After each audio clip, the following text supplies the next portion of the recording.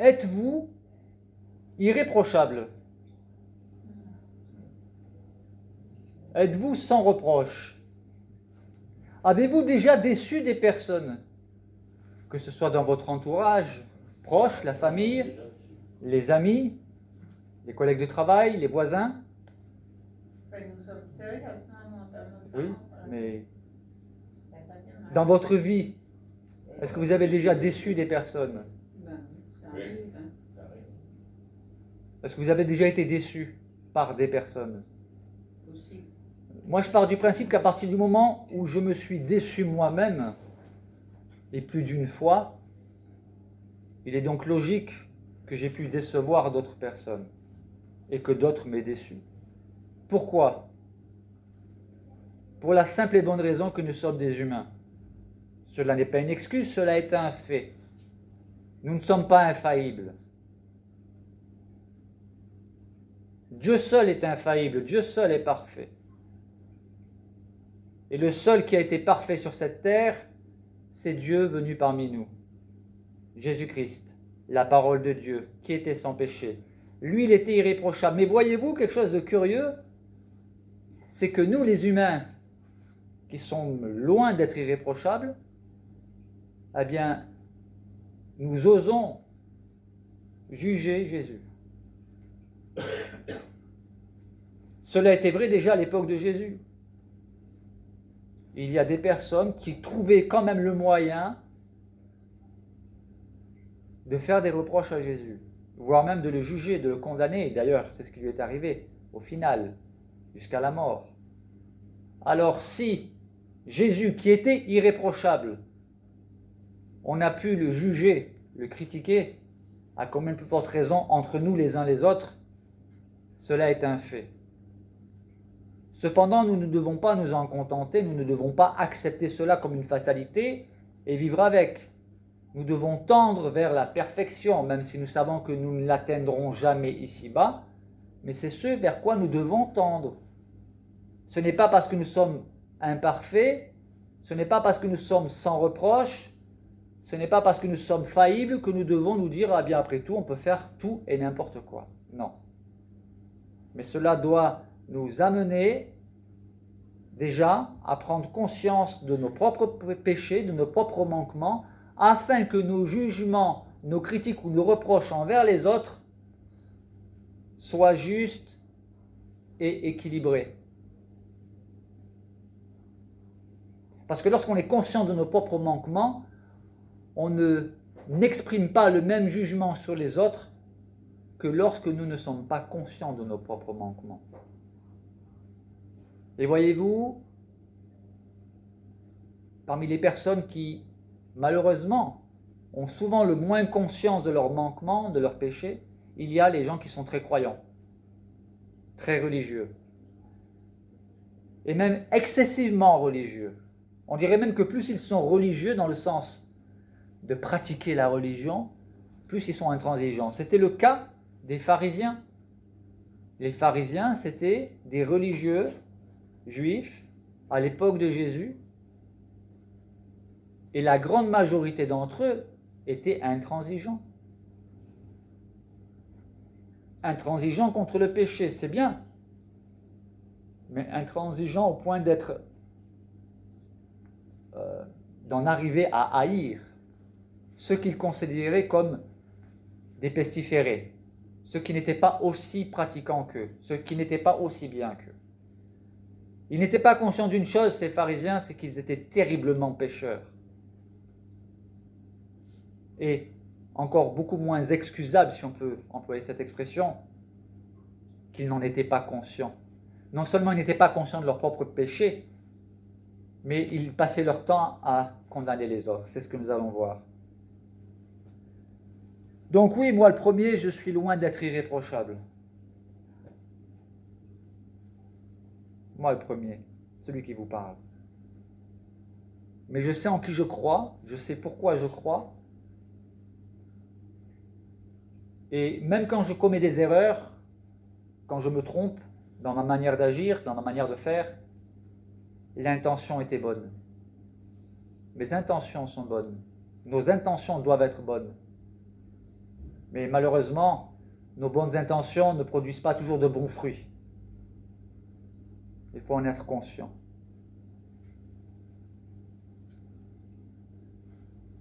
Dans le psaume 130, verset 3, on peut lire ceci.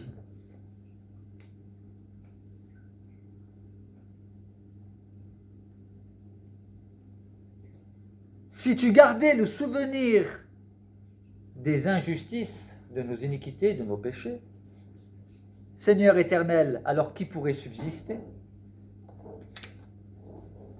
Ce verset nous dit que si Dieu nous tenait rigueur, s'il gardait le souvenir de nos péchés, personne ne pourrait subsister devant lui.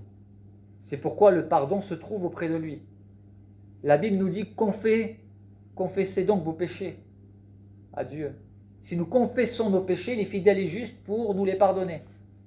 Parce qu'il sait de quoi nous sommes formés. Oui, Dieu est capable d'effacer nos péchés par la foi en Jésus-Christ. Mais nous les humains, bien, nous avons beaucoup plus de mal à pardonner. Vous avez des personnes qui sont à l'affût du moindre de vos manquements, de la moindre de vos erreurs, pour vous lapider, avec des déclarations, avec des mots, avec des invectives. Et comme forcément nous commettons des erreurs, il est facile de devenir la cible. Parce que ceux que nous jugeons, ou ceux qui nous jugent, à tous, il y a un élément qui nous manque. C'est celui que Dieu seul possède. C'est-à-dire, c'est quoi? L'omniscience. Dieu a tous les éléments de toutes les situations. Dieu sait pourquoi un tel a commis cet acte, et tel autre ceci, tel autre cela. Nous, nous jugeons uniquement sur les apparences. Nous ne sommes pas des juges impartiaux.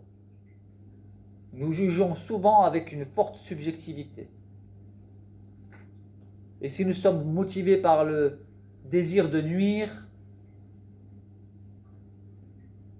alors malheureusement en tant qu'humains, nous nous jetons sur cette occasion pour nuire. Pour dire voilà, ça y est, là on l'a pris en faute, là on l'a pris en défaut. Mais notre souci à chacun d'entre nous doit être d'être conscient que celui finalement à qui nous devons rendre compte, et chacun d'entre nous rendra compte pour lui-même, c'est devant Dieu. Ce qui compte, c'est ce que Dieu pense. Il est donc important d'être en règle devant lui. Dans l'évangile de Luc, le chapitre 6, à partir du verset 41, Jésus a prononcé cette parole qui est extraordinaire. Pourquoi vois-tu la paille qui est dans l'œil de ton frère et n'aperçois-tu pas la poutre qui est dans ton œil? Ou comment peux-tu dire à ton frère, frère, laisse-moi ôter la paille qui est dans ton œil, alors que toi, tu ne vois pas la poutre qui est dans le tien? Hypocrite, ôte premièrement la poutre de ton œil, et alors tu verras comment ôter la paille qui est dans l'œil de ton frère. C'est quoi cette paille? Est-ce qu'il s'agit d'un petit péché? Non. La paille dont Jésus parle peut être un gros péché. Mais comparé à celui qui juge, comparé à celui qui condamne, c'est différent. C'est pas terminé après. Ça veut dire, comparé à l'échelle de Dieu, ce que l'un déclare comme étant un gros péché, oui d'accord, ok, c'est un péché. Mais toi, tu dénonces le péché d'un tel, alors que ton péché à toi, il est bien plus gros. Le péché de ton frère est une paille par rapport à ton péché. Et c'est encore plus grave, parce que tu vois d'autant plus la paille, le péché de ton frère, du fait que tu ne vois pas le tien, c'est ce qui fait que le tien est une poutre. Donc il ne s'agit pas de comparer un petit à un gros péché. Mais simplement, quand soi-même, on n'est pas conscient de nos propres péchés, alors on est prompt à juger les péchés des autres, à mettre le doigt sur le péché de l'autre.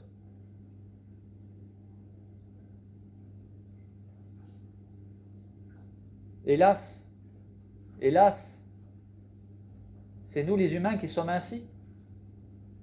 Nous avons tous, à un moment donné de notre vie, été celui qui voyait la paille de l'autre sans être conscient de la poutre qui était dans notre œil. Alors il ne s'agit pas de devenir laxiste, de tout accepter et de se dire après tout le monde est pécheur, donc acceptons le péché. Non, ce n'est pas de cela dont je veux parler. Ce n'est même pas de cela dont Jésus parle. Puisque Jésus parle aussi de la discipline. Il doit y avoir de la discipline dans l'Église. Si ton frère a péché, va et reprends-le. Mais entre toi et lui seul. Après, s'il ne se repent pas, s'il ne t'écoute pas, ramène des frères qui soient des témoins. Et s'il n'écoute pas ni toi ni les témoins, alors là, tu peux publiquement le mettre face à son péché. Mais soyons conscients de la poutre qui est dans notre œil. Avant de porter un jugement sur l'un ou sur l'autre, examinons-nous nous-mêmes. Est-ce que Dieu pourrait projeter sur un écran le quotidien de votre vie sans que vous ayez à rougir ou à avoir besoin de vous enfuir? Il faut être conscient de cela avant de prononcer des jugements contre les autres. Personne n'est irréprochable. On voit que même l'apôtre Pierre était loin d'être irréprochable, mais on dit souvent, ça c'était avant la Pentecôte, avant qu'il reçoive le Saint-Esprit avec force. D'ailleurs, tous les disciples ont reçu vraiment une visitation du Saint-Esprit particulière. Avant cela, effectivement, on dit, voilà, il a renié Jésus, il était arrogant, ceci, cela, mais on voit que même plus tard, l'apôtre Paul a repris publiquement l'apôtre Pierre parce qu'il était répréhensible. Paul s'est opposé à Pierre. Vous pouvez lire ça dans la lettre de Paul aux Galates, au chapitre 2, pour des raisons liées à la religion. Pierre, que ce soit dans le Nouveau Testament ou dans l'Ancien Testament, aucun n'était irréprochable. On pourrait parler des mensonges d'Abraham. Oui, Abraham, le père de la foi, il a menti concernant sa femme. Il a voulu faire croire qu'elle était sa sœur, parce qu'il avait peur d'être tué. Parce qu'à l'époque, il était de coutume, lorsqu'il y avait une belle femme qui était mariée, certains tuaient le mari pour que la femme soit veuve et qu'on puisse l'épouser. Vous voyez vraiment à quel point le cœur de l'homme est tortueux. Et Abraham, pour pallier à cela, il a dit « Dis que tu es ma sœur », parce que Sarah était une belle femme. Et pourtant, c'est le père de la foi. C'est ce même Abraham qui plus tard a était prêt à sacrifier son propre fils. Dieu fait des choses merveilleuses avec des hommes imparfaits. Que ce soit Abraham, Isaac, Jacob, le manipulateur. Il n'était pas irréprochable. Voyez-vous ce qu'il y a de bien, enfin d'encourageant, d'authentique, de vrai, d'honnête dans la Bible, c'est que Dieu nous présente ses serviteurs, ses servantes, tels qu'ils étaient, sans enjoliver.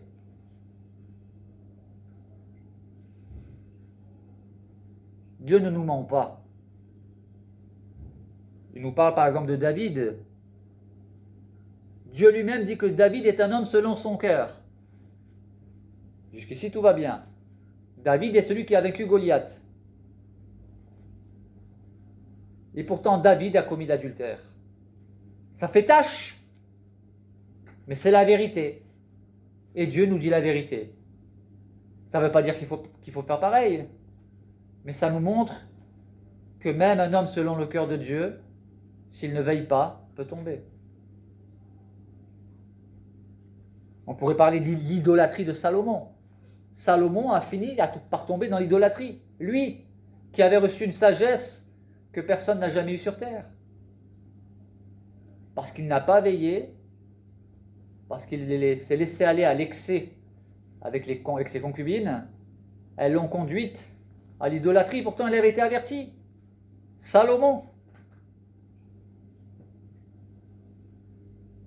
Et même l'apôtre Paul, le grand apôtre Paul, il dit « Je suis le moindre des apôtres ». Dans sa lettre aux Romains, chapitre 7, il dit Je ne fais pas le bien que je veux, je fais le mal que je ne veux pas. Le péché est attaché à moi. L'apôtre Paul, le grand apôtre Paul, dont aujourd'hui personne n'arrive à la cheville. Oui, nous nous décevons les uns les autres et nous nous décevons nous-mêmes. Nous sommes prompts à juger, soyons prompts à nous juger d'abord. Et alors nous jugerons les autres avec beaucoup plus d'équilibre. Et peut-être même que nous ne les jugerons pas. Nous prierons pour eux en disant « Seigneur, bénis-le, bénis-la, bénis-les ». Mais nous adapterons notre comportement d'une manière différente si nous sommes conscients de nos propres péchés, de nos propres manquements, de nos propres fautes. Et pour cela, il faut à un moment donné s'arrêter et dire « Ok, lui il a fait ça, mais moi devant Dieu, moi devant toi, Seigneur. »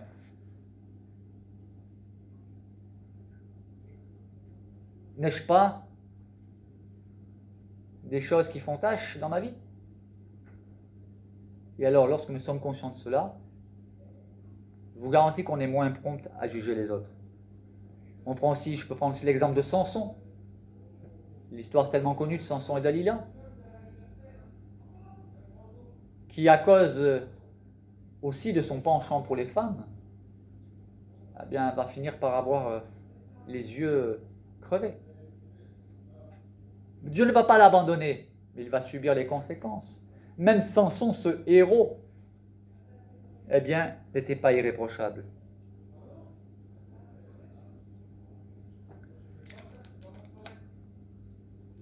Et que dire de la femme adultère? Une femme qui a été prise en flagrant délit d'adultère, oui, elle était coupable. Flagrant délit. Elle était coupable. Et Jésus ne l'a pas condamnée. Jésus ne l'a pas jugée. En revanche, les religieux, qu'est-ce qu'ils voulaient, eux? La lapider. Elle est coupable, elle doit être lapidée. Moïse a dit qu'une telle femme doit être lapidée. C'est faux. Moïse avait dit que le couple en flagrant délit d'adultère devait être lapidé. Il est où l'homme? Si elle a été prise en flagrant délit d'adultère, où est l'homme? Pourquoi lapider uniquement la femme? Ah, l'hypocrisie humaine, l'aveuglement de certains religieux. Ça y est, on a coincé Jésus. On a attrapé une femme en flagrant délit d'adultère. La loi dit qu'il faut la lapider. Ok. Et Jésus, qu'est-ce qu'il a fait? Il a interverti la tendance. Il a voulu attirer leur attention sur toi. T'en es où, toi? Tu veux la lapider? D'accord, ok, mais t'en es où? Je paraphrase parce qu'en réalité, Jésus a dit, d'abord, il n'a rien dit pendant un temps. Il a maintenu le suspense. Et certainement qu'en ces instants cruciaux, les ennemis de Jésus devaient se dire, il est coincé là, il ne sait plus quoi répondre. Non. Jésus n'est jamais pris au dépourvu. Même ses silences sont des silences maîtrisés et voulus. Et c'est là qu'il va leur dire cette phrase. Que celui d'entre vous qui n'a jamais péché, eh bien lui jette le premier la pierre. Il n'a pas fait un débat théologique. Il leur a pas dit, oui, vous êtes malhonnête, vous n'avez pas ramené l'homme. Non, il aurait pu, mais il n'est pas allé sur ce terrain-là. Il leur a dit, d'accord, c'est vrai, elle est coupable, c'est vrai, oui. Mais toi, que celui d'entre vous qui est sans péché jette. Le seul qui était sans péché, qui aurait pu jeter la pierre, c'était Jésus, il ne l'a pas fait. Et lorsqu'il leur a dit que celui d'entre vous qui est sans péché jette le premier la pierre contre elle, il est dit que tous, du plus jeune au plus âgé, accusés par leur conscience, parce qu'il faut écouter sa conscience, ils se retirèrent l'un et l'autre, les uns après les autres, parce qu'ils ont réalisé que eux, ils n'étaient pas sans péché. Donc du coup, ils ne pouvaient plus jeter la pierre contre cette femme qui était pourtant coupable.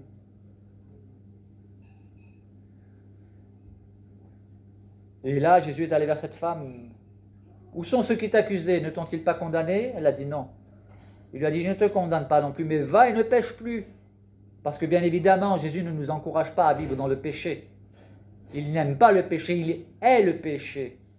Il a donné sa vie à cause du péché, il a de la haine pour le péché. Mais il aime les pécheurs. Mais il n'aime pas que nous demeurions dans le péché. Il n'aime pas que nous nous complaisions dans le péché. Nous avons une lutte à mener contre le péché, mais on ne peut pas la mener tout seul. Il faut la mener avec Jésus à nos côtés. Il y a aussi ce pharisien. Jésus raconte cet épisode d'un pharisien et d'un publicain, c'est-à-dire un religieux et un homme qui était à l'opposé d'être un religieux, c'est-à-dire un publicain, un collecteur d'impôts. Et les deux ont adressé une prière à Dieu. Le pharisien l'a dit: oh Dieu, je te remercie parce que moi je ne suis pas comme les autres humains, voleurs, menteurs, je ne suis même pas comme ce collecteur d'impôts. Et puis moi je donne ma dîme et je fais ceci et je fais cela. Le collecteur d'impôts, lui, il a adressé une prière à Dieu, elle était différente. Il se frappait la poitrine, il disait: oh Dieu, sois apaisé envers moi qui suis un homme pécheur. Et Jésus a dit: je vous le dis en vérité, le publicain, le collecteur d'impôts, lui, il est rentré dans sa maison justifié, pardonné, ce qui n'est pas le cas du religieux. Parce que le religieux se comparait à d'autres humains. Son échelle de valeur, c'était par rapport aux autres. Et par rapport à ses propres mérites.